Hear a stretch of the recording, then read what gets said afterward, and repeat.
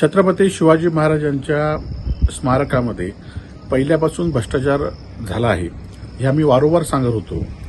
गेल्या वेळी छत्रपती शिवाजी महाराजांचं स्मारक कोसळलं तेव्हा काही लोकांनी आमच्यावर आरोप केले आणि आज मात्र आपण बघितलं असाल, खरं तर राम सुतार यांनी जी मूर्ती केली आहे छत्रपती शिवाजी महाराजांची ती अत्यंत सुंदर आहे.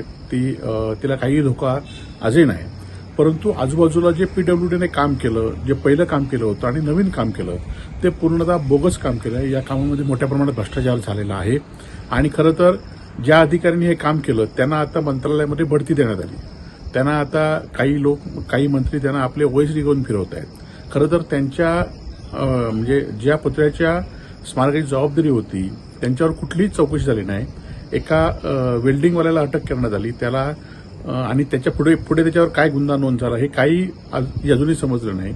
काही लोकांना जे मूर्तिकार पहिला होता आणि जो ठेकेदार होता त्याला पहिल्या निवडणूक झाल्या त्यांना पहिला जामीन देण्यात आला आणि त्यामुळे या सगळ्या बाबतीमध्ये भ्रष्टाचार झालेला आहे. खरं तर माननीय मुख्यमंत्री देवेंद्र फडणवीस यांनी या सगळ्याची सखोल चौकशी केली पाहिजे आणि दोषींना कडक शासन दिलं पाहिजे. त्यासाठी स्थानिक अधिकाऱ्यांना, स्थानिक लोकप्रतिनिधींवर विश्वास न राहता आपण स्वतः लक्ष घातलं पाहिजे अशी विनंती आहे. यामध्ये आम्ही कुठलंही राजकारण न करता अजूनही वेळ गेली नाही. तुम्ही पुतळ्याच्या आजूबाजूचा परिसर आहे तो परिसर हळूहळू खचत चाललेला आहे, त्याचा आपण पाहणी करावी आणि जे अधिकारी दोषी असतील आणि जे ज्या दोषींना पाठीशी घालत असतील त्यांच्यावर कडक कारवाई करावी एवढीच आमची अपेक्षा आहे.